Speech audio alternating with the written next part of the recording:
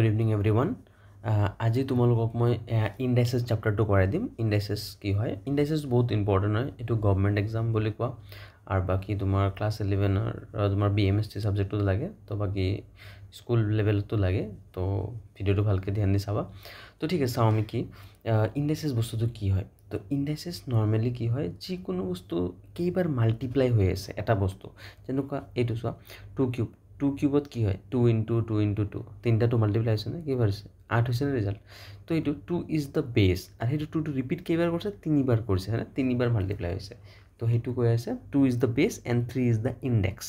সেইটোকে কয় power. Index মানে কি হয়, পাৱাৰ হয় হয়নে। আৰু in mathematics indices plural form of index বুলি, আৰু the powers or exponents that show' how times a number of is multiply itself. তো এইটো মই অলৰেডি ক'লোৱে। তো ইয়াৰ কিছুমান ল আছে, লবিলাক চাই দিওঁ। এইটো অলৰেডি জানাই, a to the power m into a to the power n কি হয়, ইনটু থাকিলে পাৱাৰত কি কৰিবা প্লাছ। কোশ্চেন্স ল কি হয়, কোশ্চেন্স লত হ'ব a to the power m divide by a to the power n, divide থাকিলে কি কৰিবা মাইনাছ কৰি দিবা, হৈ গ'ল। তাৰপিছত তোমাৰ পাৱাৰ লত a to the power m whole to the power n, m আৰু n মাল্টিপ্লাই কৰিবা mn আহি যাব, clear. a to the power 0 equal to always 1, a to the power 0 equal to always 1 কিয় হয় জানানে, তোমালোকে নিজে কোৱাচোন। 2/2 ইকুৱেল টু কি হয়, 2/2 ইকুৱেল টু 1 হয়। তো চোৱা 2ৰ পাৱাৰত 1 আছে, ইয়াৰ পাৱাৰত 1 আছে, অলপ আগত পাইছিল নাই, ডিভাইড থাকিলে মাইনাছ হয় নাই। তো এইটো ডিভাইড হৈ আছে নাই, ডিভাইড থাকিলে কি হ'ব 1 - 1 মানে পাৱাৰত মাইনাছ হৈ যাব। তো 1 - 1 মানে 2 ৰ কি হ'ব 0। তো সেইটোৱে 2 ৰ পাৱাৰ 0 ইজ অলৱেজ 1। আৰু নেগেটিভ ইন্ডেক্স ল হ'ল পাৱাৰত যদি মাইনাছ থাকে তাক যদি তললৈকে লৈ আহা ই হৈ যাব পজিটিভ। আৰু ফ্ৰেকশ্যনেল ইন্ডেক্স লত কি হৈ যায়, এই যোনটো ৰুট থাকে না, ৰুটৰ ভেলু যোনটো আছে, ৰুটটো গুচাই দিলে কি হৈছে দেখিছা, ৰুটটো গুচাই a to the power m টো আছেই, ৰুট গুচাই দিলে 1/n হয়। আৰু এইটো বস্তুকে আমি লিখিব পাৰোঁ m/n, ক্লিয়াৰ। তো আমি ফৰ্মুলাবিলাক একবাৰ আৰু কিছুমান এক্সট্ৰা ফৰ্মুলা অলপ শিকাই দিওঁ। তো ফাৰ্ষ্টটো ফৰ্মুলা আমি গম পাইছোঁ, a to the power m into a to the power n equal to a to the power m plus n। তাৰপিছতটো ফৰ্মুলাটো হ'ল a to the power m divide by a to the power n, resulting figure a to the power m minus n, divide থাকিলে minus হ'ব। a to the power m whole to the power n equal to তোমাৰ a to the power mn হৈ যায় হয়নে। a by b whole to the power m equal to কি হ'ব কোৱাচোন, bracket আছে না, ওপৰতো m আহিব তলতো m আহিব, clear. a b whole to the power m, এতিয়া কি ক'বা, ইনটু আছে, mটো কাৰ ওপৰত আছে, দুটাৰ ওপৰতে আছে। তো আমি লিখিম a to the power m আৰু এটা লিখিম b to the power m, split কৰিব পাৰোঁ আমি এনেকৈ কৰি। তাৰপিছত আমি চাওঁ, যদি তোমাক দিয়া থাকে ৰুট a আৰু ইফালে m দিয়া আছে, তো এইটোক আমি কেনেকৈ লিখিব পাৰোঁ জানানে, a to the power m গুচাই দিলে 1/m, তো 1/m আমি লিখিব পাৰোঁ। তাৰপিছত আমি এটাতো গমে পাইছোঁ, যদি a to the power -n থাকে তাক আমি যদি তলত লৈ যাওঁ a to the power n হৈ যাব, ক্লিয়াৰ। তাৰপিছত আমাৰ আৰু এটা আছিলে এইটো a to the power ধৰা b আছে আৰু ইফালে আছে a to the power c। তোমালোকে কি কৰিব পাৰা জানানে, a cancel b equal to c, এইটোও পাৰি। আৰু এটা আছে তোমাৰ a to the power b equal to ধৰা তোমাৰ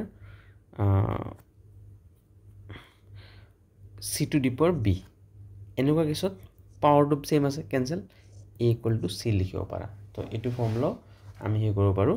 আৰু বাকী অলপ আগতে এইটো ক'লোৱে আমি কি a to the power 0 equal to কি লিখিব পাৰোঁ 1 লিখিব পাৰোঁ। তো এইকেইটা নৰ্মেলি জানিলে হৈ গ'ল, এইকেইটা জানিলে তোমালোকে। আৰু মেথছত যদি বহুত ভাল এক্সপাৰ্ট হ'ব লাগে নহয়, তোমালোকে মেইন চাবাচোন, মেইন তুমি ইন্ডাইসেস জানিব লাগে। এটা হ'ল বদমাছ ৰুলটো ভালকৈ চাবা, বদমাছ ৰুলত সেইটো থাকে। আৰু চিম্প্লিফিকেশ্যন যদি কৰিব জানা, নৰ্মেলি তোমালোকৰ বেছটো আৰু সেইটো দি বনি যায়। তো তাৰপিছত আমি চাৰ্ট চাই দিওঁ, চাৰ্টছ কি বস্তু হয়। এ চাৰ্ট ইজ এন ইৰেশ্যনেল ৰুট হয়, ৰুটৰ থ্ৰু দি যিবিলাক আমি কৰোঁ চাৰ্টছ বুলি কোৱা হয়। Number that can not be simplified into rational নাম্বাৰত আমি আনিব নোৱাৰোঁ, it usually express an root থাকিব। তো ৰুট 2 ৰুট 3 সেইবিলাকে হ'ল চাৰ্টছ হয়। তো কিন্তু নাম্বাৰ লাইক বিটুইন যেনেকুৱা ৰুট 4ৰ কিন্তু চোৱা কিন্তু এইটো 2 হৈ যায়, তো এইটোতো তুমি নাম্বাৰ পাইছা, এইটো চাৰ্টছ নহয় কিন্তু। চিম্প্লিফাইড ইনটু হোল নাম্বাৰছত চিম্প্লিফাই হ'ব নোৱাৰে, এইটো ৰুটতে থাকিব লাগিব হয়নে। এতিয়া চিম্পল চাৰ্টছবিলাকত কি থাকিব, এইটো ৰুট 3 ৰুট 7 চিম্পল হয়। কম্পাউণ্ডত কি থাকিব, বাই কম্বিনেশ্যন থাকিব, প্লাছো আছে মাজত। তো এনেকুৱা থাকিলে এইটো কম্পাউণ্ড চাৰ্টছ বুলি কোৱা হ'ব। চিমিলাৰ মানে চোৱা ৰুটৰ ভিতৰত 2 ছেম আছে, ইয়াতে ৰুটটো কেইটা আছে 3টা, ইয়াতে 7টা আছে হয়নে। তো এইবিলাক লাইক চাৰ্টছ বুলি কোৱা হয় বা চিমিলাৰ চাৰ্টছ বুলি কোৱা হয়। আৰু ডিছচিমিলাৰবিলাক কোনবিলাক, যেনেকুৱা এইটো ৰুট 2 ৰুট 3 দুটা বেলেগ বেলেগ। তো ইয়াতে লছ অফ চাৰ্টছ কেইটামান চাই দিওঁ এইটো কেনেকৈ এক্সপ্ৰেছ কৰিব পাৰি এইটো আমি যদি এনেকৈ লিখোঁ a to the power 1/m হৈ যাব হয়নে আৰু তাৰপিছত এইটোক যদি লিখা এই ৰুট এমটো কাৰ ওপৰত আছে জানেনে এইটো a ৰ ওপৰতো আছে আৰু b ৰ ওপৰতো আছে এনেকৈ লিখিব পাৰোঁ আৰু এইটো বস্তু কেনেকৈ লিখিব পাৰোঁ ৰুট আছে আৰু আমি একেলগে a/b লিখি দিব পাৰোঁ কিয়কি ছেপাৰেট আছে বাট আমি একেলগে লিখিব পাৰোঁ আৰু এই ক্ষেত্ৰত কি হ'ব এইটোত আমাৰ কি হ'ব থাৰ্ড নম্বৰটোত a to the power root গুচাই দিলে এইটো 1/m তলতো 1/m আৰু এই কেছটোত কি হৈ গ'ল এই কেছটোত mm কেনচেল যাব কিয়কি a to the power m আৰু ৰুট গুচাই দিলে 1/m mm cancel answer a আহি গ'ল ইফালে ৰুট 2 আৰু 2 সদায় মনত ৰাখিবা এইটো কেনসেল কৰিলে ডাইৰেক্ট a পাবা কিয়কি 2 আৰু স্কয়াৰ কেনসেল যাব ৰুট আৰু ইফালে আমাৰ এইটো আছে ৰুট a আৰু ৰুট b মাল্টিপ্লাই কৰিলে এটা আণ্ডাৰতে লিখি দিব পাৰা ab আৰু এই কেছটোত কি হ'ব a to the power n/m তো এইকেইটা বস্তু আমি কৰিব পাৰোঁ নৰ্মেলি তো কেইটামান এক্সাম্পল লৈ লওঁ ফাৰ্ষ্ট এক্সাম্পল এইটো আছে হয়নে 125 আছে 125 5 কেইটা থাকে তিনটা থাকে ফাৰ্ষ্ট আমি 5 কিউব লিখি দিলোঁ চোৱা 125 ৰিপ্লেচ কৰি কি লিখিলোঁ 5 লিখিলোঁ বাকি ৰুট চোৱা ৰুটটো গুচাই দিলে মই কি হয় বুলি কৈছোঁ 1/5 ৰুটৰ ভ্যালু 5 আছে তো 1/5 লিখিব পাৰোঁ বাকি তোমাৰ এটা -2 তো অলৰেডি আছিলে আৰু আমি নতুন এটা এটো আছিলে 5/3 তো আমি এইখিনি বস্তু লিখি দিলোঁ এটুক আমি এটা সিঙ্গেল একেবাৰত কৰি পেলাম চাবা 5 পাৱাৰত কিমান আছে 3 মাল্টিপ্লাই কৰোঁ 1/5 আৰু মাল্টিপ্লাই কৰোঁ -2 আৰু মাল্টিপ্লাই কৰোঁ আমি -5/3 এনে কৰি দিওঁ তো কৰিলে কি হ'ব জানে এইটো আমাৰ সো 3 3 কেনসেল 5 5 কেনসেল মানে -7 সে প্লাস হৈ গ'ল তোমাৰ 5 স্কয়াৰ 5 স্কয়াৰ মানে 25 आंसर পাই গ'ল সেকেন্ড কোশ্চেন জো চাও সেকেন্ড কোশ্চেনত আছে 64 64 মানে আমি জানো 64 মানে 2 to the power 6 क्योंकि 8 8 64 है ना तो 64 জায়গা আমি 2 to the power 6 লিখিব পাৰো ৰুট গুচাই দিলে কি হ'ব 1/5 হ'ব আৰু এটা ব্ৰেকেট ইউজ কৰো -2 আৰু এটো হৈ গ'ল তোমাৰ 5/3 তো এতিয়া আমি যদি ভ্যালুটো উলাও তো সোয়া কি হ'ব 2 to the power 6 into 1/5 into -2 into 5/3 5 5 cancel 3 দিয়ে দুবার গৈ আছে তো ওপৰত 2 to the power মাইনাস কিমান ওলাইছে 4 ওলাইছে আৰু অলৰেডি আমি এটা হে কৰিছিলো ইনডাইসেস ৰুল দিছিলো তো পাৱাৰত যদি মাইনাস থাকে আমি তলত লৈ গলে পজিটিভ হৈ যায় আৰু 2 to the power 4 মানে কি হয় 16 হয় তো आंसर পালো আমি 1/16